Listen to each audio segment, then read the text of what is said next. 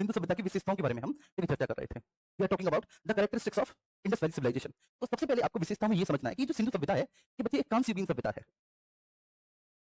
कांस्ययुगीन सभ्यता, सिंधु घाटी की सभ्यता एक कांस्ययुगीन सभ्यता थी। अब कांसा क्या होता है? ठीक है, देखो कांसा होता है बच्चे कि जब आप तांबे और टिन को आपस में एक दूसरे से मिलाकर इनकी दोनों की एक मिश्र धातु तैयार करेंगे, जब तांबे को टिन में मिलाकर इनकी मिश्र धातु तैयार की जाएगी तो उसी को हम क्या बोलेंगे? कांसा बोलेंगे। ठीक है, सिंधु सभ्यता के लोग जो हैं परिचित थे, लेकिन उनको लोहे का ज्ञान नहीं था। दूसरा, ये एक नगरीय सभ्यता थी, ग्रामीण सभ्यता नहीं थी। ये क्या थी बच्चे? एक नगरीय सभ्यता थी, और ऐसी वैसी नहीं बल्कि उच्च कोटि की नगरीय सभ्यता थी सिंधु सभ्यता। ठीक है सर, ऐसी वैसी नहीं मेरे प्यारे बच्चे, बल्कि कैसी? एक उच्च कोटि की नगरीय सभ्यता थी। ठीक है, सिंधु सभ्यता में बड़े बड़े नगर हमें देखने को मिले हैं। ठीक है, स्वाभाविक बात है, इसलिए सिंधु सभ्यता को फर्स्ट अर्बन रेवोल्यूशन, प्रथम नगरीय क्रांति कहा जाता है। ध्यान रखना, सिंधु सभ्यता को क्या कहा जाता है? प्रथम नगरीय क्रांति, फर्स्ट अर्बन, ठीक है ना, रेवोल्यूशन, प्रथम नगरीय क्रांति, क्योंकि बड़े बड़े नगरों का प्रादुर्भाव था सिंधु घाटी की सभ्यता में। तीसरा, देखिए आप कहेंगे कि सर शासन व्यवस्था कैसी थी? सिंधु घाटी की सभ्यता के लोगों की शासन व्यवस्था कैसी थी? तो यहाँ पर आप समझना बच्चे, प्रजातांत्रिक।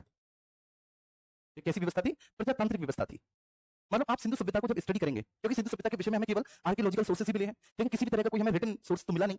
तो जब आप पुरातत्व स्रोतों को प्राप्त करेंगे, आर्कियोलॉजिकल सोर्सेस को प्राप्त करेंगे और उनकी आप अच्छे से स्टडी करेंगे, तो आप पाएंगे कहीं पर भी ये बात प्रूव नहीं होती कि सिंधु सभ्यता के लोग एक राजतंत्र में रहते थे। तो बेसिकली प्रजातांत्रिक ठीक सभ्यता है। हालांकि विशाल भवन जो मिले हैं, जैसे स्नानागार हो गया, अन्नागार हो गया, तो इन सबसे लोगों के सामूहिक जीवन के बारे में ठीक हमें जानकारी मिलती है। ठीक है, ऐसा नहीं कि वो किसी राजा का कोई विशाल भवन था, वो कोई राजा का स्नानागार था, वो बेसिकली लोगों के सामूहिक जीवन के बारे में ठीक जानकारी देते हैं। ठीक है, लोगों के सामूहिक धार्मिक जीवन के बारे में जानकारी देते हैं। तो इसलिए कहीं पर भी कोई भी ऐसा एविडेंस नहीं है जैसे ये प्रूव हो जाए कि सिंधु घाटी सभ्यता के लोग राजतंत्रात्मक थे। ठीक है बच्चे, मतलब वो कैसी थी? प्रजातांत्रिक व्यवस्था थी। छोटा, क्या ये कृषि प्रधान सभ्यता थी? नहीं। आप कहेंगे भैया जी ये व्यापार प्रधान सभ्यता थी। सिंधु सभ्यता कैसी थी? एक व्यापार प्रधान सभ्यता थी सिंधु सभ्यता। ठीक है ना, ये बात आपको ध्यान रखनी है। व्यापार प्रधान का मतलब ये होता है कि सिंधु सभ्यता के लोगों का जो मुख्य व्यवसाय था वो व्यापार था। ठीक है, वे व्यापार करते थे, और व्यापार वाणिज्य जो है वो बहुत उन्नत अवस्था में था। इस संस्कृति का बहुत ज्यादा उन्नत अवस्था में जो व्यापार वाणिज्य था। ठीक है, ऐसा बता नहीं, वह आयात निर्यात भी करते थे, जैसे कि वे मेसोपोटामिया की सुमेरियन सभ्यता के लोगों के साथ पर्याप्त मात्रा में आयात निर्यात करते हैं। और इस बात की पुष्टि होती है कि मेसोपोटामिया सभ्यता के लोगों की जो मोहर है वो सिंधु स्थलों में, और सैंदव मोहरें जो है, जो सिंधु घाटी सभ्यता की मोहरें हैं, वो मेसोपोटामिया से ठीक हमें प्राप्त हुई है। तो इसका मतलब है दोनों के बीच में आयात निर्यात, दोनों के बीच में व्यापार होता था। ठीक है, इसके बाद सबसे बड़ी बात क्या है कि ये एक शांति प्रधान व्यवस्था थी। बच्चे कहीं पर भी हमें इस बात की जानकारी नहीं मिलती कि सिंधु सभ्यता के जो लोग हैं, ठीक है, वह ठीक है, सिंधु सभ्यता के जो लोग हैं वो युद्ध इत्यादि लड़ते थे। कहीं से भी ये जानकारी नहीं है, कोई एविडेंस नहीं मिला जिसमें तलवार कवच ढाल मिले हो। हाँ मिलते हैं, ठीक है, कुछ ठीक है तांबे के ऐसे औजारी हथियार मिले हैं, जैसे लाइक धनुष बाण मिला है। आप समझ पाइए, आप समझते हैं मेरे प्यारे बच्चे, धनुष बाण मिला है। और जी ठीक है, कुल्हाड़ी मिली है, धनुष बाण मिला है। तो ये कुल्हाड़ी या धनुष बाण से इस बात की पुष्टि होती है कि वो बेसिकली इनके माध्यम से शिकार करते थे, वो उनके शिकारी प्रवृत्ति को दिखाते हैं। ठीक है, तलवार और कवच और ढाल मिला होता तो वो उनके राजतंत्रात्मक प्रवृत्ति को दिखाता, वो दिखाता कि वो साम्राज्य विस्तार करते हैं युद्ध लड़के। तो इसलिए एक शांति प्रिय, एक शांति प्रधान सभ्यता है बच्चे। ठीक है, जियो और जीने दोगे आदर्श पर ये सभ्यता चलती है भैया। ठीक है, आप भी जियो और हम भी जिए, ठीक है, आराम से। इस पर अगली सबसे बड़ी विशेषता है कि इस सभ्यता में द्विदेव मूलक धर्म है। द्विदेव मूलक धर्म है। द्विदेव मूलक धर्म का मतलब क्या होता है बच्चे? ये देखो, ठीक है, एक तो मातृ देवी की पूजा होती है, क्योंकि आप हड़प्पा की बात कर लें, आप मोहनजोदड़ो की बात कर लें, कई अन्य सैंधव स्थल हैं जहां से मातृ देवी की प्रतिमा मिली है। मतलब स्वाभाविक सी बात है कि लोग मातृ देवी की पूजा करते थे। वे मिट्टी को ठीक है उर्वरा की देवी मानते थे, ठीक है, वे भूमि को उर्वरा की देवी मानते थे, क्योंकि भूमि से ठीक है खाद्यान्नों की उगाही होती है, और जिससे लोगों का जीवन यापन होता है। तो मिट्टी से खाद्यान्न की उगाही होती है, लोगों का जीवन यापन होता है। दैट्स व्हाई बच्चे मातृ देवी। दूसरा ठीक है पशुपति देव। पशुपति देव आप ये कह सकते हैं कि ठीक है एक ऐसे देवता की पूजा करते थे जो आधा पशु और आधा बेसिकली मनुष्य के सदृश होता था। ठीक है, मतलब आप ये कह सकते हैं कि भगवान शिव के पहले के देव इनको माना जाता है। ऐसा कहा जाता है कि भगवान शिव के पूर्ववर्ती थे। तो द्विदेव मूलक धर्म है। तो ये सबसे बड़ी विशेषता है इस सभ्यता के लोगों को। और सातवां है कि इस सभ्यता के लोगों को बच्चे लिपि का ज्ञान था। लिपि का ज्ञान था। आप और हम सब लोग जानते हैं कि जी हाँ, इस सभ्यता के लोगों को लिपि का ज्ञान तो था, लेकिन उस लिपि को अभी तक पढ़ा नहीं जा सका। ये लिपि का ज्ञान था, लेकिन उस लिपि को अभी तक कोई भी रीड आउट नहीं कर सका, उस लिपि को अभी तक पढ़ा नहीं जा सका। तो प्लस कांस्ययुगीन सभ्यता है, नगरीय सभ्यता है, प्रजातांत्रिक है, व्यापार प्रधान है, शांति प्रिय है, द्विदेव मूलक धर्म है, और इनको लिपि का भी ज्ञान है। अब हम सिंधु सभ्यता के नगरों के बारे में बात करेंगे। देखो, सिंधु सभ्यता के अभी तक बच्चे 1500 स्थलों को खोजा जा चुका है। ये ध्यान रखना, सब लोग मैं लिख देता हूं, अभी तक 1500 स्थलों को खोजा जा चुका है। खोजा जा चुका। मेरे सभी छोटे बहन भैयाओं को ये बात समझ में आ रही है? 1500 स्थलों को खोजा जा चुका है सिंधु सभ्यता के अभी तक। मतलब 1500 स्थल हैं सिंधु सभ्यता के, ठीक है, जो अभी तक खोजे जा चुके हैं। ठीक है, लेकिन इनमें कोई भी एक ऐसा स्थल नहीं है जहां से गांव का कोई साक्ष्य मिलता हो। मतलब सारे नगर के साक्ष्य मिलते हैं, गांव के साक्ष्य का अभाव है, गांव की जानकारी का अभाव है, गांव की जानकारी का अभाव है। ये बात समझ में आ रही है? तो अभी तक सिंधु सभ्यता के लगभग 1500 स्थलों को खोजा जा चुका है, लेकिन इन 1500 स्थलों में से कोई भी बच्चे आपको नगर नहीं मिला। तो उस 15 स्थलों में से कोई भी आपको गांव नहीं मिला, लेकिन सारे के सारे जो मिले आपको नगर ही मिले। तो मतलब आप समझिए बहुत अच्छे से मेरे प्यारे बच्चे कि गांव की जानकारी का अभाव है बेसिकली, कि गांव होते ही नहीं थे। अब ये यहाँ पर सबसे बड़ी बात क्या है कि देखिए ये जो नगर है ये कई प्रकार के हैं। जैसे एक मिलेगा राजधानी नगर, राजधानी नगर। दूसरा मिलेगा आपको बंदरगाह नगर। ये आपको समझना है। बंदरगाह आप समझिए बच्चे, जहां से समुद्री व्यापार होता था। अब वो समुद्री व्यापार आपका विदेशी व्यापार भी हो सकता है, वो आपका आंतरिक व्यापार भी हो सकता है। और तीसरा आपको मिलेंगी सीमांत चौकियां। ये तीन चीजें आपको याद रखनी है। सीमांत चौकियां, सीमांत चौकियां का मतलब है जैसे आप कभी उत्तर प्रदेश से मध्य प्रदेश में एंटर किए तो उत्तर प्रदेश और मध्य प्रदेश के बीच में सीमा पे जो चौकी मिलेगी उसको हम सीमांत चौकी कहेंगे। ठीक है, उत्तर प्रदेश से मध्य प्रदेश में गए तो बीच में जो उस तरह की चौकी, बंदरगाह समझिए जहां से समुद्री व्यापार होता है उसको बंदरगाह कहते हैं, आप पढ़ेंगे इसको। तो जब आप देखेंगे बच्चे तो इस तरह से राजधानी नगर, बंदरगाह नगर और सीमांत चौकियां आपको देखने को मिलेंगी। ये बात आ रही है ना सभी को समझ में? अब देखो है क्या, ठीक है, सब लोग बहुत अच्छे से समझेंगे यहाँ पर। जब हम बात करेंगे ना राजधानी नगरों की तो इस पूरी सभ्यता के दो राजधानी नगर हैं, ठीक है, एक है हड़प्पा और दूसरा है मोहनजोदड़ो। मोहनजोदड़ो, बस इतना ध्यान रखना, ये दोनों ही पाकिस्तान में है, हड़प्पा और मोहनजोदड़ो। ये हड़प्पा रावी नदी के किनारे है और मोहनजोदड़ो जो है आपका ये सिंधु नदी के किनारे। मेरे प्यारे बच्चे बात समझ में आई? हड़प्पा रावी नदी के किनारे है, मोहनजोदड़ो आपकी सिंधु नदी के किनारे है। ये दोनों ही क्या है? ये दोनों ही राजधानी नगर हैं। आगे बात समझ में? ठीक है, बहुत अच्छे से, किसी को कोई दिक्कत तो नहीं मेरे प्यारे बच्चे? मतलब आप कह सकते हैं ये जो नगर है ये प्रशासनिक और धार्मिक क्रियाकलापों के केंद्र बिंदु थे। ये नगर प्रशासनिक और धार्मिक क्रियाकलापों के केंद्र बिंदु थे। बंदरगाह नगर, अब बंदरगाह बच्चे जो है आपको सिंध क्षेत्र में भी देखने को मिलेगा, जो सिंध प्रांत है पाकिस्तान का। बंदरगाह आपको गुजरात में भी देखने को मिलेंगे, भारत के गुजरात में। और बंदरगाह आपको बच्चे बलूचिस्तान में भी देखने को मिलेंगे, जहां से समुद्री व्यापार होता है उसको बंदरगाह कहते हैं। तो सिंध प्रांत में भी बंदरगाह देखने को मिलेगा, गुजरात में भी, और बलूचिस्तान प्रांत में भी आपको बंदरगाह देखने को मिलेगा। सिंध प्रांत में जो बंदरगाह देखने को मिलेगा बच्चे, उस बंदरगाह का नाम होगा अल्लाह दीनो। सब लोग याद कर लो, क्या नाम होगा? अल्लाह दीनो। गुजरात में बच्चे आपको एक तो बंदरगाह लोथल देखने को मिलेगा और गुजरात में दूसरा बंदरगाह आपको कुंतासी देखने को मिलेगा। लोथल और कुंतासी, ये दो बंदरगाह आपको गुजरात में देखने को मिलेंगे। और जब आप बलूचिस्तान पे चलेंगे तो बलूचिस्तान में भी आपको दो बंदरगाह देखने को मिलेंगे, एक तो सुतकांगेडोर। सुतकांगेडोर, जी हाँ, ये भी मेरे प्यारे बच्चे सुतकांगेडोर आपका बंदरगाह है। ठीक है, सब लोगों को बहुत अच्छे से ध्यान में रखनी है कि सुतकांगेडोर क्या है? बंदरगाह है। और दूसरा आपको देखने को मिलेगा बच्चे शाही टुम्प। बात समझ पा रही है? नहीं, सॉरी सॉरी सॉरी, सुतकांगेडोर और बालाकोट, माफ करना मेरे प्यारे बच्चे, सुतकांगेडोर और बालाकोट। ओहो, मैंने बहुत बड़ी गलती कर दी बच्चे, सुतकांगेडोर और बालाकोट। ठीक है, ये दो बंदरगाह आपको देखने को मिलेंगे। बंदरगाह समझिए जहां से समुद्री व्यापार होता है, हम सब लोग बंदरगाह को जानते हैं। तो राजधानी नगर हड़प्पा और मोहनजोदड़ो है। हड़प्पा और मोहनजोदड़ो आप कह सकते हैं राजनीति और धार्मिक क्रियाकलापों के केंद्र बिंदु थे। ठीक है, इसलिए राजधानी नगर कहा गया कि राजनीति और धार्मिक क्रियाकलापों के केंद्र बिंदु है साहब ये। ठीक है, अब ये बंदरगाह सिंध में अल्लाह दीनो केवल एक बंदरगाह मिलेगा, गुजरात में दो मिलेंगे, लोथल कुंतासी बलूचिस्तान में दो मिलेंगे, सुतकांगेडोर बालाकोट। ठीक है, देखो अब मैं आपको बताता हूं, आप में से बहुत सारे बच्चे पहली बार पढ़ रहे होंगे, तो आपको क्या करना है कि साथ के साथ आपको रिवीजन करते हुए चलना है और क्लास पर बहुत अच्छे से पूरी तरीके से कंसंट्रेशन करना है। क्लास खत्म हो जाने के बाद खाली टाइम में फिर एक बार फिर से आपको इस क्लास का रिवीजन करना है, क्योंकि देखो ये चीजें मुझे याद है इसलिए मैं तो तुरंत बता देता हूं। आप कैसे याद करेंगे? तो आप याद करेंगे इस टेक्निक से, जो मेरी टेक्निक है। देखिए उसमें सब लोग बहुत अच्छे से, जैसे अब मैं यहाँ पे समझा रहा हूँ, एक एक बात बता रहा हूँ, फिर मैं पीडीएफ लगा के आपको एक एक पॉइंट बेटा समझा दूंगा, ये आपको पीडीएफ मिल जाएगी। देखिए इस तरह से 3-3 बार 4-4 बार एक चैप्टर आपकी आंखों के सामने से गुजरेगा, ऑटोमेटिकली आपको याद हो जाएगा। ठीक है, अब हम सीमांत चौकियों के बारे में बात करेंगे। तो बेटा सीमांत चौकी अफगानिस्तान में मिलेगी और बलूचिस्तान में भी देखने को मिलेगी। अफगानिस्तान और बलूचिस्तान दो जगह सीमांत चौकी देखने को मिलेगी। आप समझिए सीमांत चौकियां क्या होती है? देखिए मैंने आपको बताया था, तो अफगानिस्तान में मिलेगा सीमांत चौकी जिसका नाम है सोतुगाई और मुंडीगाक। सोतुगाई और मुंडीगाक, ये दो सीमांत चौकी आपको अफगानिस्तान में, और बलूचिस्तान में आपका शाही टुम्प। ये सीमांत चौकी है। ठीक है, और गांव की जानकारी का पूरी तरह से अभाव है। किसी भी प्रकार की कोई भी जानकारी हमको गांव के संदर्भ में देखने को नहीं मिलती। ये सिंधु सभ्यता की सबसे बड़ी विशेषता है। ठीक है, अब सिंधु सभ्यता कैसी थी बच्चे? एक नगरीय सभ्यता थी, हमको पता है, हम जानते हैं कि सिंधु सभ्यता बच्चे एक नगरीय सभ्यता थी। और ऐसा वैसा नगर नहीं था जैसे ठीक है तुम्हारे यहाँ जो नगर बने हैं ना, जो तुम्हारे पुरानी सिटीज बने हुए हैं बच्चे, ठीक है, ऐसा नगर नहीं था। ये पता बड़ी मोटरसाइकिल भी नहीं जा पा रही, इतनी तंग गलियां हैं, ठीक है, कोई सीवेज प्लांट नहीं है, किसी भी तरह की जल निकासी की व्यवस्था नहीं है। ठीक है, एक आदमी अपनी खिड़की खोलती है तो दूसरे के घर में जाके खोलती है, नहीं ऐसा नहीं था। एक प्लांट सिटी था। The world first plant city was Indus valley civilisation.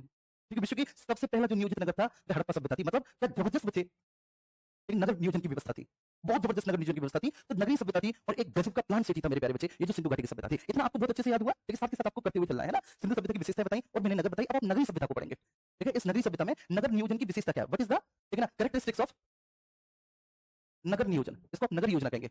नगर कैसा था? ठीक है बच्चे, तो नगर बहुत अच्छा था, बहुत खूबसूरत था। तो सबसे पहले जो नगर होता था आपको समझना है, नगर इस तरह से बच्चे एक आयताकार भाग में बटा हुआ था। ठीक है, और नगर विन्यास की जो पद्धति थी वो ग्रिड सिस्टम था। नगर विन्यास की पद्धति कैसी थी? Grid system. मतलब यहाँ पर बच्चे सड़कें एक दूसरे को समकोण पर काटती थी कुछ इस तरह से। तो नगर विन्यास की जो पद्धति थी, नगर विन्यास की पद्धति कैसी थी मेरे प्यारे बच्चे? ठीक है, सब लोग बोलेंगे ये सब नगर विन्यास की पद्धति ग्रिड सिस्टम था। सड़कें एक दूसरे को समकोण पर काटती थी और ऐसा लगता था जैसे कोई चेस बोर्ड हो। लेकिन दूर से देखने पर मेरे प्यारे बच्चे जो नगर है वो एक चेस बोर्ड की तरह दिखाई देता था। ठीक है, तो नंबर फर्स्ट नगर विन्यास की पद्धति कैसी है? नगर विन्यास की पद्धति कैसी है? आप कहेंगे नगर विन्यास की पद्धति ग्रिड सिस्टम, जाल पद्धति है। ग्रिड सिस्टम, जाल पद्धति है। क्या मेरी बात सभी को समझ में आई? क्लियर हुआ? ठीक है, सब लोग समझ पाए कि नगर विन्यास की पद्धति बाबू कैसी है? जाल पद्धति। सड़कें एक दूसरे पर ठीक है समकोण पर काटती हैं, सड़कें एक दूसरे को, और अगर आप देखें नगरों को तो वे चेस बोर्ड की तरह दिखाई देते हैं, चेस बोर्ड। ठीक है, इस तरह से जैसे बड़ी सड़क सहायक सड़क छोटी सड़क को एक दूसरे से सड़कें ठीक है एक दूसरे को समकोण पर काटेंगे। क्लियर है? अब नगर के दो भाग होते हैं, दूसरे नगर के भाग, हर एक नगर के बच्चे भाग होंगे। प्रत्येक नगर दो भागों में बटा हुआ होगा। ठीक है, देखो ध्यान रखना, दो भाग में कैसे बटा हुआ होगा? एक होगा गढ़िया दुर्ग। गढ़िया दुर्ग का मतलब बच्चे जहाँ पे प्रशासक वर्ग रहते हैं। गढ़िया दुर्ग ये ऊंचाई वाला स्थान होता था जो कि हमेशा नगर के पश्चिम में होता था।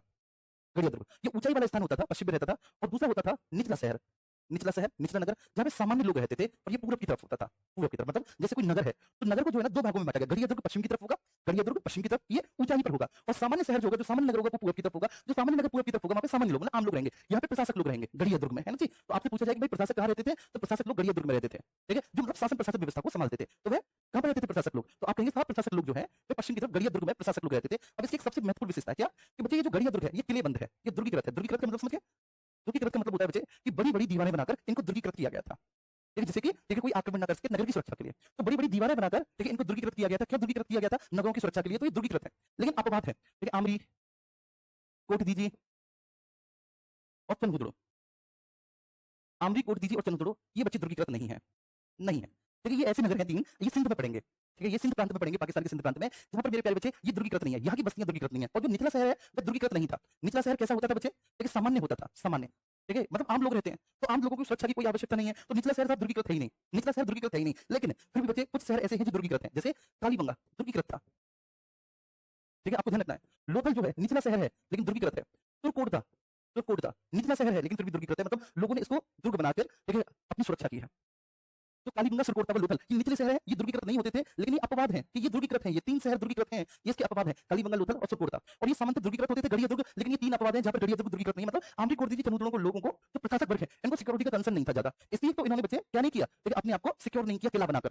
ठीक है, तो यहाँ के प्रशासक वर्ग को, इन 3 लोगों के प्रशासक वर्ग को सिक्योरिटी का कंसर्न नहीं था। ये जो निचला नगर है ना कालीबंगा, लोथल और सुरकोट के लोग बच्चे इनको सिक्योरिटी का बहुत कंसर्न था, बहुत ज्यादा कंसर्न था। शायद इन्होंने ठीक है आक्रमण वगैरह देखे होंगे, झेले होंगे। ठीक है, इस वजह से तो इनको इतना सिक्योरिटी का कंसर्न था, इतना सिक्योरिटी का कंसर्न था कि उन्होंने जो है बच्चे ठीक है ना कालीबंगा, लोथल और सुरकोट के लोगों ने दुर्ग बना रखे। तो नगर के 2 भाग हैं, लेकिन बच्चे एक जगह नगर 3 भागों में देखने को मिलेगा। नगर के 2 भाग हैं, लेकिन इसका अपवाद है, इसका अपवाद है आपका धौलावीरा। धौलावीरा, धौलावीरा मोस्ट इंपोर्टेंट है, आप यहाँ पर क्लिक करेंगे, यहाँ पर नगर 3 भागों में डिवाइड है, नगर 3 भागों में। देखो मैं एक छोटी सी बात बताता हूँ, विभाजित है नगर 3 भागों में विभाजित। एक छोटी सी बात बताता हूँ, आप कभी ग्वालियर जाओ या फिर आप आगरा जाओ या फिर आप कहीं पर भी जाओ, आप आगरे के किले को देखो। मैं आगरा में रहता हूँ, आगरा का जो किला है आगरा शहर के मैप पर देखो पश्चिम की तरफ है, जो कि अभी मुगल काल का है, फिर भी पश्चिम की तरफ है। शेष आगरा पूरा में बसा हुआ है, ऊंचाई पर होते थे किले हमेशा, ऊंचाई पर। और सामान्य जो शहर है, जो सामान्य नगर है वो बच्चे नीचाई पर होता था। सामान्य नगर, सामान्य शहर नीचाई पर रहते थे। ऐसा होता है कि नहीं बताओ?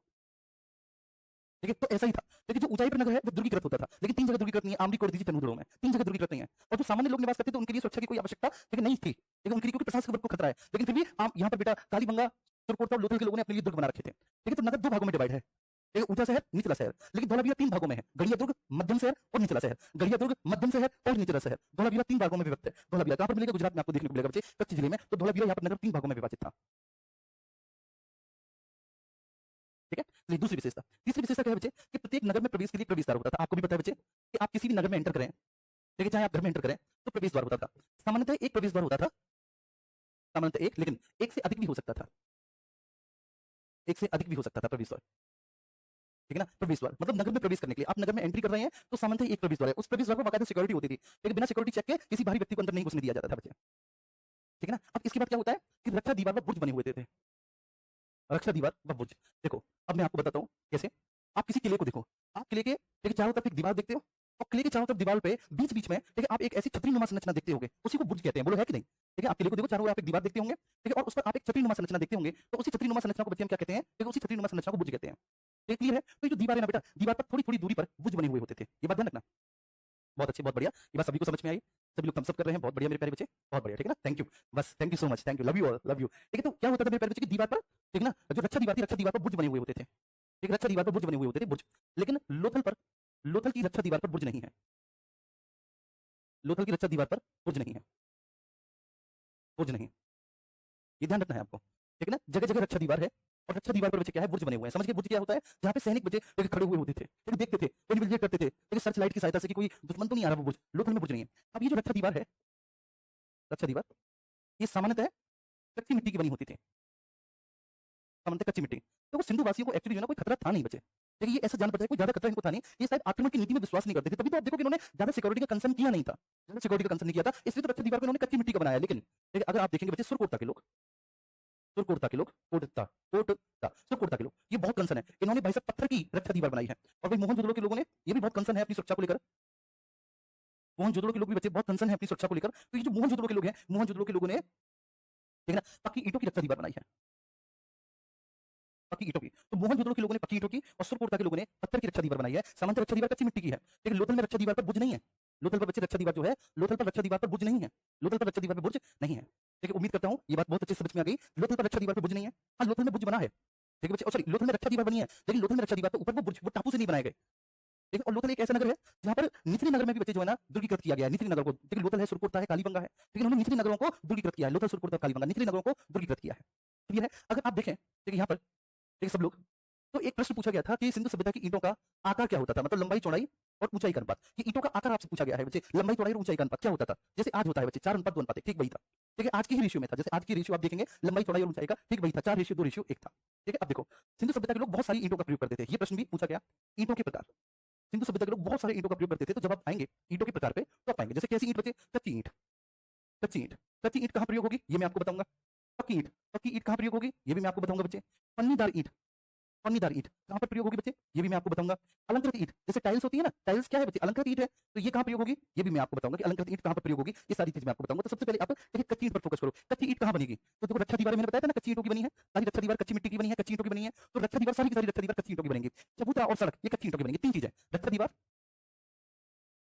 रक्षा दीवार, चबूतरा, ठीक है, कोर्टयार्ड और सड़क, ये कच्ची ईंटों की बनेंगी। रक्षा दीवार, चबूतरा, सड़क कच्ची ईंटों की बनेगी। पक्की ईंट का बच्चे क्या बनेगा बताओ, तो मोहनजोदड़ो में जो बृहत स्नानागार है ना, ग्रेट बात, मोहनजोदड़ो का जो बृहत स्नानागार है, स्नानागार वो पक्की ईंट का है। और भी जो बड़े भवन है जैसे पुरोहित आवास वगैरह, ये भी बच्चे जो है ना पक्की ईंटों के बने हैं। जो और भी बड़े भवन है ठीक है, वो भी पक्की ईंटों के बने हुए हैं। अब पन्नीदार ईंट, पन्नीदार ईंट का मतलब बच्चे ऐसी ईंट ठीक है जिनके सहायता से जल निकासी सुलभ हो सके, ठीक है, जल बहुत अच्छे से निकल जाए, बढ़िया तरीके से जल निकल जाए, कोई दिक्कत ना हो, तो जल निकासी के लिए पन्नीदार ईंटों का प्रयोग किया जाता था। जल निकासी के लिए किसका, पन्नीदार ईंटों का। अलंकृत ईंट केवल कालीबंगा से मिली है, एकमात्र कालीबंगा से मिली है, ठीक है, फर्श पर। जैसे लोग आज फर्श पे टाइल्स बिछाते हैं ना बच्चे, फर्श को अच्छा दिखाया जा सके, तो वैसे ही सिंधु वासियों ने भी बच्चे अलंकृत ईंट का प्रयोग किया था। और ये अलंकृत ईंट आप कहां पर मिली है, तो ये कालीबंगा में मिली है। कालीबंगा में एक घर के बच्चे फर्श पर आपको अलंकृत ईंट के प्रमाण मिले हैं, साथ में मिले। मेरे प्यारे बच्चे ये बात सभी को समझ में आई।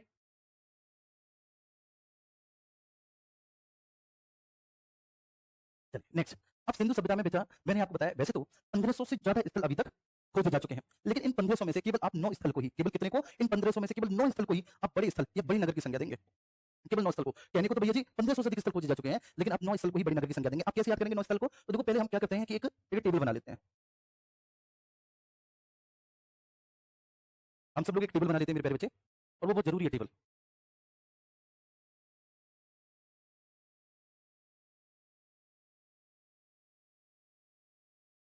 देखो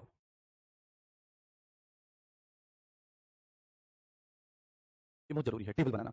मैंने बताया कि 1500 से अधिक स्थल खोजे जा चुके हैं अभी तक सिंधु सभ्यता, मतलब बहुत बड़ा आंकड़ा है बच्चे, 1500 प्लस स्थल खोजे जा चुके हैं, खोजे जा चुके हैं। अभी जो 1500 प्लस स्थल खोजे जा चुके हैं, इनमें से 9 को ही बड़े नगर की संज्ञा देते हैं, बड़े नगर की संज्ञा देते हैं, केवल 9 को ही, 9 को ही हम बड़ा नगर कहते हैं।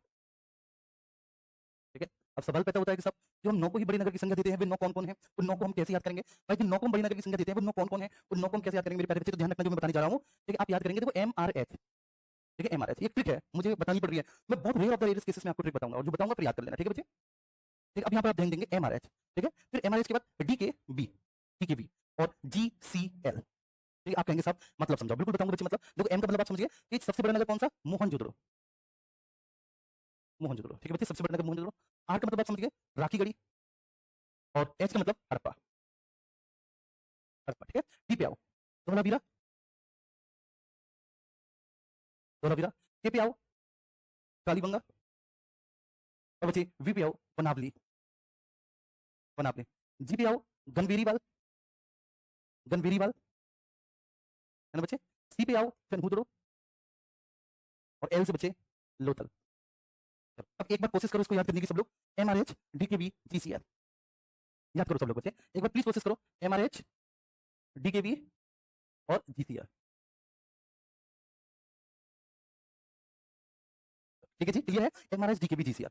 मतलब 1500 स्थल में से केवल 9 स्थलों को ही हम बड़ी नगर की संज्ञा देते हैं, और जिन 9 स्थलों को बड़ी नगर की संज्ञा देते हैं वो 9 स्थल आपके, ठीक है, ये रहे सामने। अब बच्चे हम इन 9 के 9 स्थलों को क्या करेंगे, लिख लेंगे। ओके, अब हम क्या करेंगे, 9 के 9 स्थलों को लिख लेंगे। तो आइए ऐसा करते हैं भैया, ठीक है, देखो, ठीक है, यहाँ से लिखते हैं सबसे पहले, ठीक है, मेरे साथ साथ बोलो बच्चे, पहला नगर मोहनजोदड़ो, मोहनजोदड़ो, ठीक है, दूसरा एम आर राखीगढ़ी, और याद हो जाए मैं बोलता चला जाऊंगा, एम आर, फिर एच, फिर बच्चे कौन सा, हड़प्पा, फिर कौन सा, हड़प्पा, एम आर एच, ठीक है। उसके बाद फिर भैया जी डीकेबी धौलावीरा,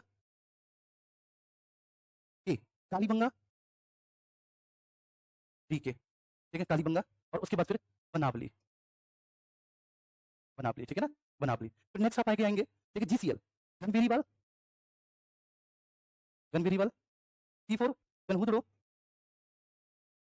और L for Lothal, L for Lothal. बच्चे समझ में आया। अब आप क्या करो भैया, सीधी सीधी लाइन खींच दो, ठीक है ना, मोहनजोदड़ो से लाइन खींच दो, क्योंकि आप पढ़ेंगे कि भैया जी मोहनजोदड़ो किस राज्य में है, ठीक है, किस जिले में है, ठीक है, कौन सी नदी के किनारे मोहनजोदड़ो बसा हुआ था और मोहनजोदड़ो के उत्खननकर्ता कौन थे। फिर ऐसे ही आप हड़प्पा के बारे में पढ़ेंगे, ठीक है। और ये आपको क्लास में याद करना। मैं आपको एक बात बता दूं बच्चे कि मुझे याद करने में इनको 2 से 3 साल लग गए, ठीक है। मैं बहुत दिनों से पढ़ा रहा हूँ, तब जाके मैं याद कर पाया हूँ। तो अब ये उम्मीद मत करना कि आपको क्लास में ही याद हो जाएंगे, ठीक है। आप कोशिश करेंगे तो इस क्लास के बाद तक आपको जरूर याद हो जाएंगे। हमारा दुर्भाग्य था कि भाई हमारे पास कोई ऐसा टीचर नहीं था जो ऐसे याद करवा दे। टीचर खुद ट्रिक से रटते थे, लेकिन उन्होंने भी अपने विद्यार्थी जीवन में ट्रिक बनाई होंगी और हमसे कहते थे कोई ट्रिक नहीं होती। हाँ, कई जगह कोई ट्रिक नहीं होती, लेकिन कई जगह आमतौर पर ट्रिक की सहायता से बच्चों के लिए हम कुछ चीजों को सुलभ बना सकते हैं, लेकिन वो पता नहीं क्यों नहीं बनाते थे, ठीक है। मैंने आपके लिए बना दिया, ठीक है। एमआरएस डीकेबी जीसीएल आपको इस तरह से याद करना है, ठीक है। अब यहाँ पर आपको क्या करना है, देखो सबसे पहले, ठीक है, आप यहाँ पर ट्रिक बढ़ते चले जाओ, ठीक है। मैं सबसे पहले लिखूंगा मोहनजोदड़ो के बारे में सब कुछ। पहले मैं स्टार्ट करूंगा देश से, तो मोहनजोदड़ो पड़ेगा पाकिस्तान में। पहले मैं स्टार्ट करूंगा देश, देश के बाद भैया जी राज्य आता है, भाई देश के बाद प्रांत आता है, प्रांत तो सिंध प्रांत है।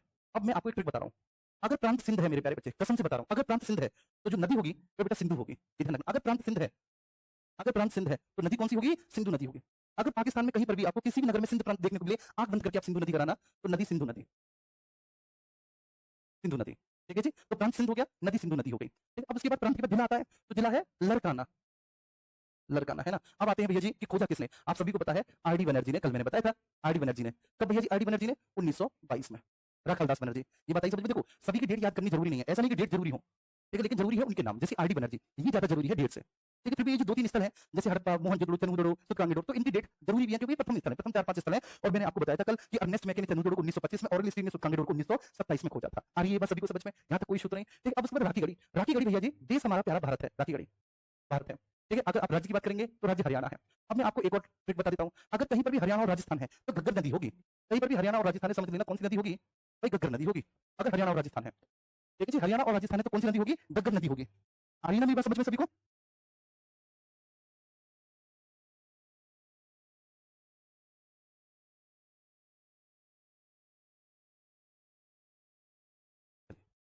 हम सब करो मेरे प्यारे बच्चे, एक बार सभी लोग, ठीक है, हम सब करो मुन्ना, ठीक है जी। तो मैंने क्या बोल दिया कि हरियाणा तो नदी कौन सी होगी, घग्गर नदी। अच्छा, अब हरियाणा एक राज्य हो गया, तो जिला कौन सा हरियाणा का, हिसार है बच्चे, हिसार है, ठीक है। और 2 लोग हैं, एक है भगवान देव, भगवान देव, दूसरे हैं सूरजभान, भगवान देव और सूरजभान, ठीक है। कौन है, भगवान देव और सूरजभान। हड़प्पा पे आ जाओ, हड़प्पा पाकिस्तान, पाकिस्तान, ठीक है ना। अब पाकिस्तान का कौन सा राज्य होगा, पंजाब, ये तो आपको पता होगा, ठीक है ना। अच्छा जी, नदी कौन सी होगी, जी रावी नदी होगी। और जिला कौन सा होगा, मोंटगोमरी, मोंटगोमरी या साहिवाल जिला आप कह दो, साहिवाल। और आप सभी को पता है दयाराम साहनी, टी आर साहनी, दयाराम साहनी, ठीक है। अब आ जाते हैं हम भैया जी किस पर, धौलावीरा पर, ठीक है। चलो सब लोग धौलावीरा पे आ जाओ।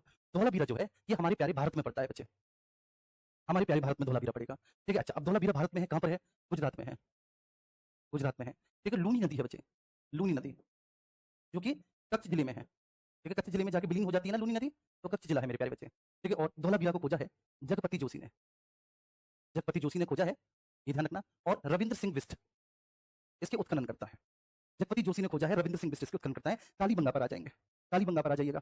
कालीबंगा भारत में है और राजस्थान में है। मैंने बोला अगर हरियाणा और राजस्थान आ जाए, हरियाणा और राजस्थान आ जाए तो बेटा नदी कौन सी हो जाएगी, नदी घग्गर नदी हो जाएगी। बताओ, हरियाणा और राजस्थान आ जाए तो नदी कौन सी हो जाएगी मेरे प्यारे बच्चे, तो हरियाणा और राजस्थान के आ जाने पर एक नदी आपकी घग्गर नदी हो जाएगी। तो कौन सी नदी हो गई, घग्गर नदी हो गई। अच्छा, अभी भैया जी कौन सा जिला होगा कालीबंगा, हनुमानगढ़ जिला होगा, हनुमानगढ़ जिला। एक सीरियल भी आता था, ठीक है, पता नहीं उसमें आप लोग ठीक है जानते होंगे, उसमें वो कौन थी, वो हनुमानगढ़ जिले की ही दिखाई गई थी, संध्या। संध्या, है ना जी। चलो, हनुमानगढ़ जिला। और इसको 3 लोगों ने खोजा है बच्चे, वे 3 लोग हैं, ठीक है।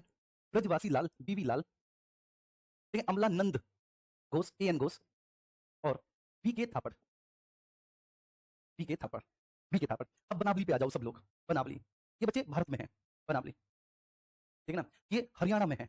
अब हरियाणा में है तो नदी क्लियर होगी बच्चे, ये कौन सी नदी होगी, घग्गर नदी होगी। हरियाणा में होगी तो कौन सी नदी होगी, घग्गर नदी होगी हरियाणा में, ठीक है, बिल्कुल क्लियर है। अब हम बात करेंगे जिला फतेहाबाद है हरियाणा का, फतेहाबाद है, ठीक है। और इसको रविंद्र सिंह बिस्ट ने खोजा था, ठीक है, आरएस बिस्ट, रविंद्र सिंह बिस्ट एकमात्र रविंद्र सिंह बिस्ट है इसमें, और कुछ नहीं। अब इसके बाद नेक्स्ट आगे आ जाते हैं हम लोग, और अब हम चलेंगे बच्चे गनवेरीवाल। जो गनवेरीवाल चंदुदुर्ग दोनों पाकिस्तान में पड़ेंगे, ठीक है, दोनों ही पाकिस्तान में है, दोनों ही पाकिस्तान में। अब देखो आप कैसे याद करोगे, ये पाकिस्तान, ये पाकिस्तान, लेकिन मैंने लिख दिया कि ये चंदुदुर्ग पाकिस्तान के सिंध प्रांत में है, सिंध प्रांत में। जैसे ही मैंने सिंध प्रांत लिखा, आपने तुरंत सिंधु नदी लिख दी। मैंने बताया था कि सिंध प्रांत है तो नदी कौन सी होगी, सिंधु होगी, आपने तुरंत सिंधु नदी लिख दी। एक गनवेरीवाल मैंने पाकिस्तान का पंजाब प्रांत लिख दिया, पंजाब प्रांत बच्चे, ठीक है ना, पंजाब प्रांत। तो नदी हकरा है, ठीक है। देखो ये जो सरस्वती नदी है, सरस्वती नदी को भारत में कहेंगे गद्दर और पाकिस्तान में कहेंगे हकरा। सरस्वती नदी को भारत में कहेंगे गग्गर और पाकिस्तान में क्या कहेंगे, हकरा। ठीक है जी, क्लियर हुआ। अब हम आते हैं यहाँ पर, ठीक है भाई, कि जिला गढ़वाल जो है ये पड़ेगा पंजाब के बहावलपुर में, बहावलपुर में पंजाब के। और ये चंद्रपुर पड़ेगा बच्चे, ठीक है, सिंध प्रांत के, सिंध प्रांत का जिला है नवाबशाह, नवाबों का जिला नवाबशाह, वहां पड़ेगा सिंध प्रांत के नवाबशाह में पड़ेगा, सिंध प्रांत के नवाबशाह। ठीक है, क्लियर है, सिंध प्रांत के नवाबशाह में पड़ेगा। उम्मीद करता हूं ये बात आपको बहुत अच्छे से समझ में आ गई होगी। आई डोंट थिंक सो कि यहां तक किसी को किसी भी तरह का बच्चे कोई भी इश्यू होगा। ठीक है, कोई इश्यू नहीं, आगे बढ़ो। अब देखो ये जो गढ़वाल है इसके उत्खनन करता है ऑरिल स्टीन। आप समझ गए, ऑरिल स्टीन वही जिन्होंने, बोलो बेटा, जिन्होंने, बोलो बोलो, सुतकांगी डोर को खोजा था। बहुत अच्छी, वही ऑरिल स्टीन है जिन्होंने सुतकांगी डोर को खोजा था। बहुत बढ़िया ना। और ये है सब नवाबशाह, ठीक है, जिला में। चंद्रगुप्त को किसने 1925 में अर्नेस्ट मैके ने, है ना, ये तो मैंने कल ही बताया था, अर्नेस्ट मैके ने 1925 में चंद्रगुप्त को। अब हम आ जाएंगे प्यारे से लोथल पर। ये लोथल हमारा भारत में है, ठीक है, लोथल हमारा भारत में है बच्चे। तो भारत, जिला गुजरात, गुजरात, नदी है भोगवा, भोगवा। और मैं बताऊं भोगवा नदी के तट पर कौन सा शहर बसा है? तो बच्चे अहमदाबाद। ये ध्यान रखने, प्रश्न पूछा जाता है अहमदाबाद, भोगवा नदी के किनारे बसा है, ठीक है, लोथल। और इसके हैं शिकारीपुरा रंगनाथ राव, एसआर राव, इसके हैं बच्चे एसआर राव, एसआर राव ने उनको एक खोजा है। मैं जानता हूं कि थोड़ी सी दिक्कत होगी मेरे प्यारे बच्चे, ठीक है, इसको याद करने में, ये मुझे पता है, बहुत अच्छे से मैं जानता हूं, ठीक है। लेकिन जब आप बार-बार इसका रिवीजन करेंगे, रिवीजन तो आपको लगातार करना है, ये ध्यान रखना, रिवीजन लगातार करना है। जब आप रिवीजन करोगे ना, ये मैं जितना भी पढ़ा रहा हूं आपको खुद पता चल जाएगा कि सब्जेक्ट बहुत चल रहे हैं, पर्याप्त मात्रा में चल रहे हैं, और पर्याप्त मात्रा में कंटेंट भी पढ़ाया जा रहा है बच्चे। तो चाय का कप वर्ल्ड कप जैसा है। Thank you.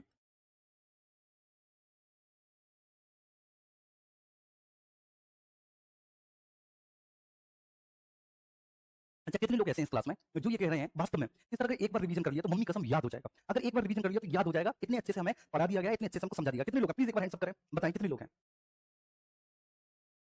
वाह, क्या बात है यार, अरे वाह यार वाह। आधा तो याद हो गया सर, आधा याद और कर लेंगे सर, याद हो गया सर, याद हो गया, अरे वाह।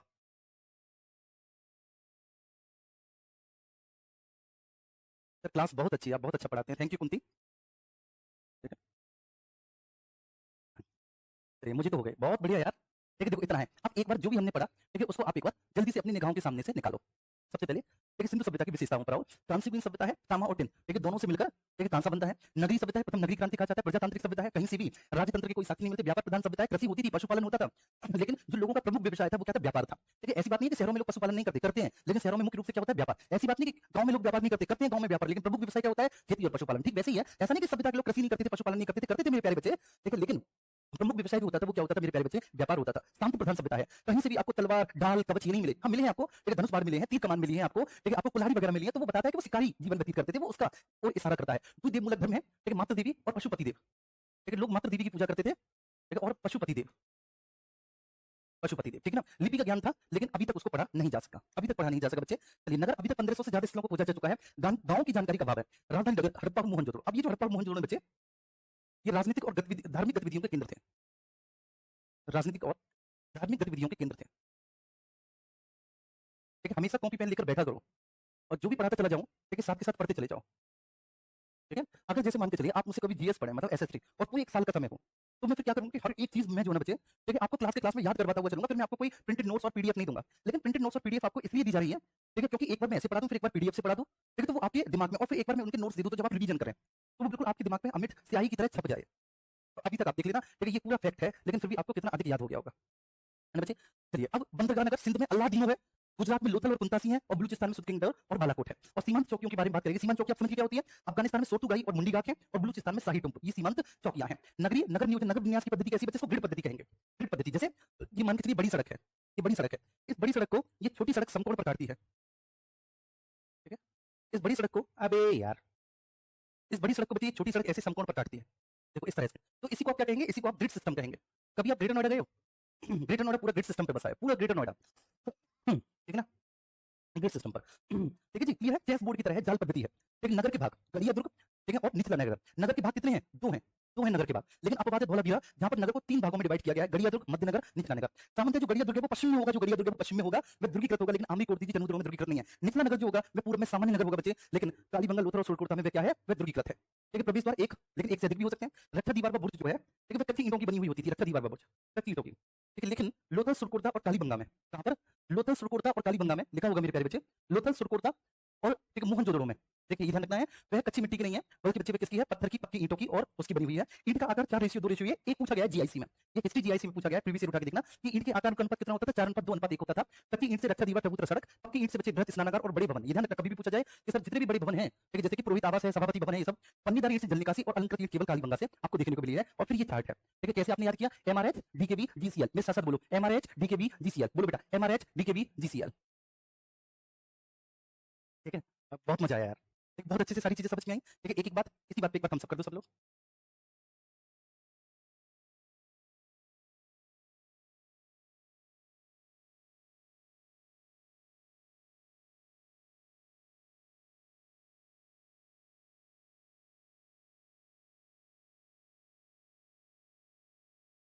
एमआरएस डीकेबी जीसीएल, ठीक है। देखो अब ये जो आपका सिंधु सभ्यता है कंप्लीट है, बिल्कुल कंप्लीट। अब इसमें क्या है कि सिंधु सभ्यता का प्रशासन, सिंधु सभ्यता के लोगों का धर्म, सिंधु सभ्यता के लोगों की लिपि, सिंधु सभ्यता के लोगों की अर्थव्यवस्था, इस तरह की जो है ना चीजें आपको देखने को मिलेंगी थ्योरेटिकल। इनको मैं पढ़ के सुना दे रहा हूँ, चैप्टर आपका खत्म हो गया, ठीक है। इनको मैं पढ़ के सुना दे रहा हूँ, तो 1 मिनट मुझे फाइल डाउनलोड करनी पड़ेगी, मुझे थोड़ा सा समय दो। और बेटा देखो, जैसे चंद्रशेखर अर्नेस्ट मेके है, अर्नेस्ट मेके के बाद में से बहुत सारे लोग, अर्नेस्ट मेके के सहयोगी भी होंगे, कुछ बहुत सारे लोगों ने बाद में भी खोजा होगा, तो ऐसे बहुत सारे नाम मिलेंगे। ये जो मैंने नाम लिखवाए हैं, ये प्रमुख उत्खनन करता है, ये प्रमुख है, ठीक है, ध्यान रखना, ये प्रमुख है।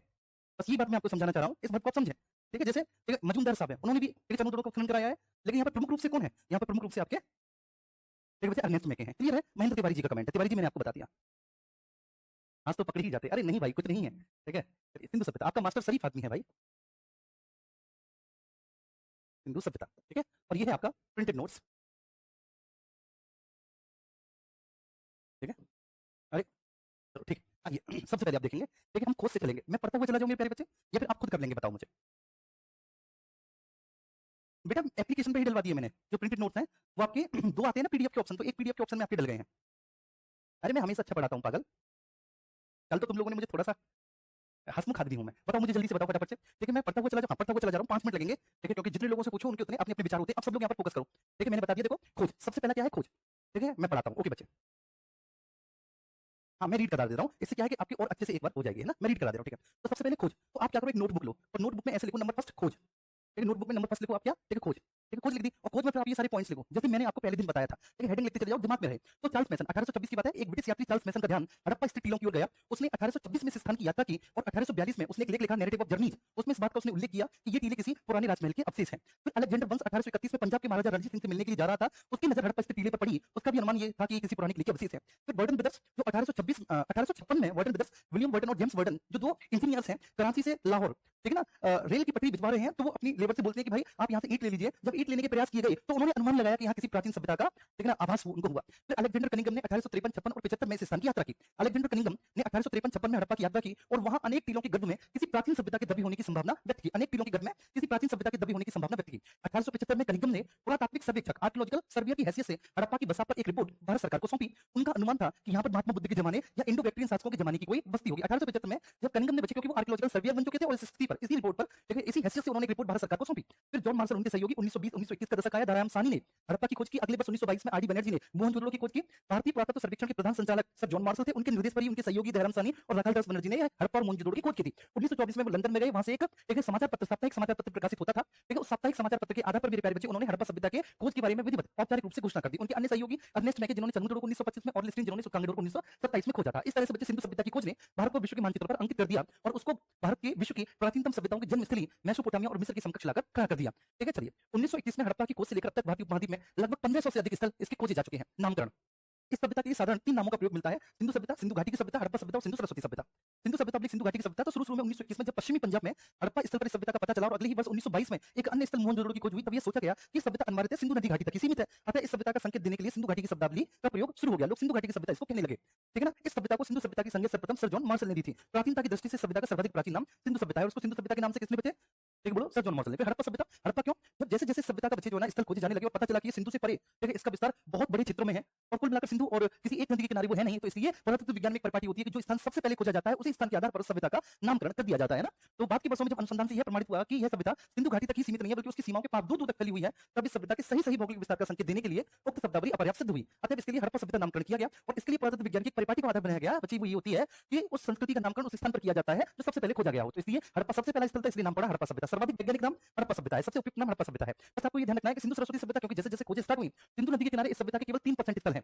70% स्थल सरस्वती व सिंधु नदी को छोड़कर हैं, और इस सभ्यता के 80% स्थल बचे किसके किनारे हैं? सरस्वती नदी के किनारे हैं। ठीक है, हालांकि ये नाम जो है सिंधु सरस्वती सभ्यता लोगों की जबान पर ज्यादा नहीं चढ़ पाया। ठीक है, अब हम उद्भव के बारे में बात करें। सिंधु सभ्यता के उद्भव का प्रश्न विवादास्पद है। दो तरह के मत प्रचलित हैं बच्चे, विदेशी उत्पत्ति के मत और स्थानीय उत्पत्ति का मत। विदेशी उत्पत्ति का मत मैंने बताया था कि विद्वानों का एक ऐसा वर्ग है जो कह रहे हैं कि सिंधु सभ्यता का जो विकास हुआ है वो मेसोपोटामिया सभ्यता के 4 सभ्यताओं में से एक सुमेरियन सभ्यताओं के लोगों के प्रभाव के कारण हुआ है। सभ्यता की पहली किरण मेसोपोटामिया में फूटी और वहां से मिश्र होते हुए भारत पहुंची। ऐसा कहने वालों में खुद जॉन मार्शल भी है, ठीक है, लिनार्डो बुली है, ठीक है ना, और ठीक है जो बोलते हैं इसमें क्रेमर है, गार्डन चाइल्ड है, एक मार्टिवर व्हीलर है, और इसमें कुछ भारतीय भी है निकम में, जिसमें डीडी कोसाम्बी है और एचडी सांकलिया है। ठीक है, देखो ये रहे जॉन मार्शल, मार्टिवर व्हीलर, कैमर, गार्डन चाइल्ड, लिनार्डो बुली, हंसलाल, धीरजलाल सांकलिया और डीडी कोसाम्बी।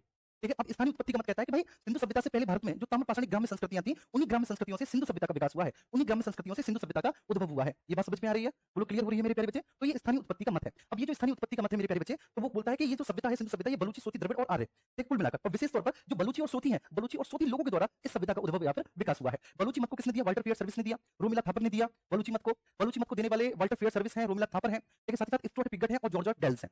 ठीक है ना? इसके बाद बलूची मतलब जो बलूची संस्कृति है उन लोगों के द्वारा सिंधु सभ्यता का विकास किया गया। जो बलूची ग्राम्य संस्कृतियां थी उन लोगों ने सिंधु सभ्यता का उद्भव किया, उन लोगों ने सिंधु सभ्यता का विकास किया। और ये जो बलूची मत है, बलूची मत को देने वाले एक वाल्टर फेयर सर्विस है, जॉर्ज डेल्स है, रोमिला थापर है और स्टुअर्ट पिगट है। ठीक है, सोती मत को देने वाले अमलानंद घोष है, सोती मत को अमलानंद घोष ने दिया। सोती मत को न केवल अमलानंद घोष ने दिया बल्कि इसमें आल्जिन दंपति का भी बहुत बड़ा हाथ है, रेमंड आल्जिन और ब्रिजेट आल्जिन। फिर इसके बाद डीपी अग्रवाल साहब हैं। रेमंड मत में एक राखालदास बनर्जी, हैरास और हाल नाम के विद्वान हैं। और आर्य मत को पुसालकर, दीक्षितकर, रामचंद्रन, शंकरानंद और शिकारीपुरा रंगनाथ राव। बताओ शिकारीपुरा रंगनाथ राव ने किस स्थान की खोज की है? लोथल की। अभी मैंने बताया ऐसा राव, शिकारीपुरा रंगनाथ राव किसकी? लोथल की खोज की है मेरे प्यारे बच्चों उन्होंने। ठीक है, आगे बढ़ते हैं। ठीक है, चलिए, पाकिस्तान के बलूचिस्तान प्रांत में जो 4 ग्रामीण संस्कृतियां हैं, कुल्ली, नाल, झौब और क्वेटा, ठीक है, इन्हीं को संयुक्त रूप से बलूची संस्कृति कहा जाता है। कुल्ली, नाल, ठीक है, झौब और क्वेटा। ये पूछा गया प्रश्न है आपका पीसीएस में कि बलूची संस्कृति कितनी ग्रामीण संस्कृतियों से मिलकर बनी हुई थी? 4 से, कुल्ली, नाल, ठीक है, क्वेटा और आपका बच्चे कौन सा? झौब। ठीक है, कुल्ली, नाल, झौब और क्वेटा, इन 4 को हम समग्र रूप से क्या कहते हैं? ठीक है, ये बोलते हैं। और ज्यादातर जो है विद्वानों का वो इसी बात पर है। अगर हम बात करें कि सिंधु सभ्यता का जो विकास हुआ है वो मेसोपोटामिया से नहीं, बल्कि जो यहाँ से पहले की जो स्थानीय ग्राम्य बस्तियां थी उन स्थानीय ग्राम्य बस्तियों के विकसित होकर और नगरीय फॉर्म में कन्वर्ट हो जाने से सिंधु सभ्यता का विकास हुआ है। क्लियर है? चलिए, ठीक है, ये कुछ स्टेटमेंट है, इन स्टेटमेंट को आप पढ़ लेना, ये वही स्टेटमेंट है, बस इतना ध्यान रखना। मोहनजोदड़ो से बच्चे, ठीक है, कुछ कंकाल मिले हैं। मोहनजोदड़ो, ठीक है, ये सिंधी भाषा का शब्द है जिसका अर्थ होता है बच्चे मृतकों का टीला। मोहनजोदड़ो को सिंध का नकलिस्तान या बाग भी कहा जाता है। लिखो, ठीक है ना, जो कुछ एक्स्ट्रा पॉइंट में बताता चला जाऊं तुरंत लिखना चाहिए। मोहनजोदड़ो सिंधी भाषा का शब्द है जिसका अर्थ होता है मृतकों का टीला, और मोहनजोदड़ो को सिंध का नकलिस्तान या बाग भी कहा जाता है। तो मोहनजोदड़ो से कुछ कंकाल मिले, उन कंकालों के आधार पर जब उनका विश्लेषण किया गया कि वो किस प्रजाति के कंकाल है, कौन सी मानव की प्रजाति है, तो वे प्रोटो ऑस्ट्रेलोइड, मंगोलॉइड, ठीक है ना, और उसमें अल्पाइन और ठीक है एक और प्रजाति थी भूमध्य सागरीय, ठीक है, मेडिटेरियंस। तो मोहनजोदड़ो से जो प्राप्त कंकाल हैं, मोहनजोदड़ो से प्राप्त कंकालों के आधार पर सब लोग मोहनजोदड़ो से प्राप्त कंकालों के आधार पर ठीक है हमने पता लगाया कि सिंधु सभ्यता के जो लोग थे वो विभिन्न विभिन्न प्रजातीय संरचनाओं के थे। उसमें भूमध्य सागरीय भी है, उसमें प्रोटो ऑस्ट्रेलोइड भी है, उसमें मंगोलॉइड भी रहते हैं, ठीक है बच्चे, उसमें और उसमें आपका ठीक है ना मंगोलॉइड भी रहते हैं, उसमें प्रोटो ऑस्ट्रेलोइड भी रहते हैं, उसमें भूमध्य सागरीय भी रहते हैं, उसमें अल्पाइन भी रहते हैं। ठीक है, सबसे ज्यादा जो मिले हैं भूमध्य सागरीय प्रजाति की संख्या मिली है बच्चे। भूमध्य सागरीय प्रजाति संख्या के आपको 6 उदाहरण मिले हैं, प्रोटो ऑस्ट्रेलोइड के 3 मिले हैं और अल्पाइन और मंगोलॉइड के केवल आपको एक एविडेंसेस मिले हैं। मतलब जो कंकाल आपको मिले हैं सबसे ज्यादा भूमध्य सागरीय प्रजाति के 6 कंकाल मिले हैं, प्रोटो ऑस्ट्रेलोइड के 3 कंकाल मिले हैं और अल्पाइन और मंगोलॉइड प्रजाति के आपको एक कंकाल मिले हैं। फिर से बोलो, अल्पाइन और मंगोलॉइड प्रजाति के आपको एक कंकाल, अल्पाइन और मंगोलॉइड प्रजाति के आपको एक कंकाल मिले हैं। ठीक है, काल निर्धारण। सबसे पहला प्रयास काल निर्धारण का सर जॉन मार्शल ने किया 1931 में, जिसने कहा कि इस सभ्यता की तिथि 3250 से 2750 होगी। लेकिन बच्चे हालांकि उसका जो अनुमान था मैंने बताया था सार्गोन अभिलेख पर आधारित था बच्चे। फिर कार्बन डेटिंग हुई, धर्मपाल अग्रवाल ने 2300 से 1785 ईसा पूर्व। लेकिन बच्चे पुरातत्व विज्ञान में एक पार्टी होती है कि मोटा मोटा हम कह देते हैं कि भाई इसको कर दो 2500 से, ठीक है ना, 1785 ईसा पूर्व। तो ये 2500 से 1785 ईसा पूर्व ठीक है सर्वाधिक मान्य तिथि है, इतिहासकारों ने जो कर दी है मेरे प्यारे बच्चे। ठीक है, चलिए, ये कुछ नहीं है विस्तार। 1500 से अधिक स्थल बच्चे खोजे जा चुके हैं भारत में, लगभग 1000, हिंदुस्तान में ठीक है 500 हैं। ठीक है, और ये तीनों ये जो स्थल है बच्चे टोटल 1500, ये हिंदुस्तान, पाकिस्तान, अफगानिस्तान में है। लेकिन अफगानिस्तान में जो सोर्तुगाई और मुंडी काके, मैंने बताया था ना, अफगानिस्तान में जो सोर्तुगाई मुंडी काके वे सिंधु सभ्यता के विस्तार क्षेत्र में नहीं आते, वो सीमांत चौकियां है। वे सिंधु सभ्यता के विस्तार क्षेत्र में नहीं आते भाई, क्योंकि बच्चे वे सीमांत चौकियां हैं, क्योंकि वे सीमांत चौकियां हैं, तो सिंधु सभ्यता के विस्तार क्षेत्र में नहीं आते। क्लियर है? बस यही बात आपको बताई गई है। अब ये बताया कि सिंधु सभ्यता का विस्तार आप समझ लो। हाँ, ये मैं आपको बता दूं बच्चे विस्तार, ठीक है, क्योंकि ये सबसे उत्तरी, सबसे दक्षिणी, सबसे पूर्वी, सबसे पश्चिमी, ये आपसे पूछा जाता है। सबसे उत्तरी मांडा है, शायद मैंने आपको बताया होगा, नहीं बताया तो लिख लो। मांडा है, मांडा आपको जम्मू कश्मीर में मिलेगा। सबसे उत्तरी स्थल मांडा, जम्मू कश्मीर। पूछा जाता है भैया किस नदी के किनारे, आप कहेंगे चिनाब रिवर है, जो कि सतलुज की सहायक नदी है। चिनाब, चिनाब नदी, सॉरी सिंधु की सहायक नदी है चिनाब नदी, सतलुज की क्या, सिंधु की चिनाब। सबसे पूर्वी जो है आलमगीरपुर, आलमगीरपुर, ठीक है, ये बच्चे आलमगीरपुर मेरठ में पड़ेगा, मैं गया हूँ आलमगीरपुर में, मेरठ ये यूपी में है और ये हिंडन नदी के किनारे था ये स्थान। सबसे पूर्वी बिंदु यही था। ठीक है, सबसे पश्चिमी बिंदु आप बात करेंगे सुतकांगेडोर, सुतकांगेडोर बच्चे। और ये जो सुतकांगेडोर है बताना बच्चे ये कहां पर है, तो ये पाकिस्तान के बलूचिस्तान प्रांत में, बलूचिस्तान, पाकिस्तान। अच्छा, ये दास रिवर है, ये दास नदी के किनारे था, दास नदी के किनारे था बच्चे ये स्थान। और सबसे दक्षिणी बिंदु जो है वह होगा दईमाबाद, ठीक है, दहमाबाद। ये दहमाबाद जो है बच्चे ये आपको महाराष्ट्र में मिलेगा, महाराष्ट्र में मिलेगा, और ये प्रवरा नदी के किनारे, प्रवरा रिवर। अब विस्तार मैंने बताया था, आप बताएंगे। देखिए उत्तर से दक्षिण जो विस्तार है वो कितना है, 1100 किलोमीटर। ऐसे उत्तर से दक्षिण 1100, और पूर्व से पश्चिम कितना है, 1550 किलोमीटर। 1550 किलोमीटर। टोटल बच्चे क्षेत्रफल कितना है, जैसे मैं इंडियन ज्योग्राफी बता रहा हूँ तो वहां पे बता रहा हूँ कि कुल क्षेत्रफल कितना है। मेरे प्यारे बच्चे, मैं आपसे बार बार बोलता हूँ, बस चुपचाप जो पढ़ाता जाऊँ पढ़ते चले जाओ। देखो प्रीवियस ईयर के क्वेश्चंस देखते चले जाओ, प्रीवियस ईयर के क्वेश्चन साथ साथ देखो, तो मैं खुद पता चल जाएगा क्या पढ़ रहे हो कैसे। तुम्हारी भलाई के लिए करूंगा भैया मैं, ठीक है, तुम्हारी भलाई के लिए। संडे को भी सैटरडे को भी जो भी क्लास लगाऊंगा, जैसा करूंगा तुम्हारे लिए ही करूंगा, ठीक है। लेकिन आप लोग एक्चुअली गलत मानसिकता के साथ, ठीक है, कुछ लोग हैं यहाँ पर, कुछ चंद लोग, मुट्ठी भर लोग ही हैं, ठीक है, जो बहुत नेगेटिव सोचते हैं, पता नहीं क्यों, शायद वो ऐसे नेगेटिव परिवेश से आते हैं इसलिए नेगेटिव सोचते हैं। तो इसलिए मुन्ना, ठीक है, बस मेरे साथ पढ़ते चले जाओ, और ये कोशिश करो कि जितना हमारे टीचर ने पढ़ा दिया उतना हम क्लास में याद कर लें बस। तो जितना हमारे टीचर ने पढ़ा दिया उतना क्लास में हमें क्लियर हो जाए। तो कुल क्षेत्रफल के बारे में देखो बच्चे, तो 12,99,600 वर्ग किलोमीटर है, ठीक है मेरे प्यारे बच्चे, 600 वर्ग किलोमीटर है, ये आ गया आपका, ठीक है ना। मेसोपोटामिया से 20 गुना और मिस्र और मेसोपोटामिया के संयुक्त क्षेत्रफल से 12 गुना ज्यादा बड़ा था, ठीक है। अब आप देख लो, ठीक है, अफगानिस्तान में ये पढ़ेंगे, बलूचिस्तान में ये स्थल है, पंजाब में ये स्थल है, सिंध में, ठीक है, ये स्थल है, पंजाब में ये स्थल है सिंधु सभ्यता के, ये ध्यान रखना है आपको बच्चे। विशेषताएं, क्रांतिकालीन सभ्यता है, नगरीय सभ्यता है, प्रजातांत्रिक सभ्यता है, आप इसको पढ़ना, ठीक है ना बच्चे। और जहां तक मैंने करा दिया केवल वहीं तक की आज मैं पीडीएफ दूंगा, पूरी नहीं, ठीक है, 2-3 पेज और एक्स्ट्रा दे दूंगा, जिससे आप थोड़ा सा एक्स्ट्रा पढ़ लेना बच्चे। अभी देखो कोई बुक तुम्हें नहीं लेनी, ठीक है ना, कोई बुक तुम्हें नहीं लेनी है, आज बहुत कुछ सीखा, चिंता ना करो मेरे प्यारे बच्चे, ठीक है। अब आप एक बात बताओ मुझे, ठीक है सब लोग प्लीज, ठीक है, मैं ऐसे करूं या फिर जैसे मैं केवल पढ़ाता चला जाता हूं, लिखता चला जाता हूं, मैं वैसे ही करूं, क्या बाद में ऐसे करके समझाना जरूरी है, ठीक, लास्ट में 10-20 मिनट समझाना जरूरी है, अच्छे से समझ में आता है, बताओ मुझे, शायद मुझे लगा है कि हाँ ऐसे करके अच्छे से समझ में आ जाता है। बेटा ये शॉर्ट करके ही तो बताया मेरे प्यारे बाबू, ठीक है, ये क्या है, ये शॉर्ट ही तो बताया ये सब, ठीक है, ये सब शॉर्ट ही तो बताया मेरे प्यारे बच्चों। बताओ अगर ऐसे ही बताना हो तो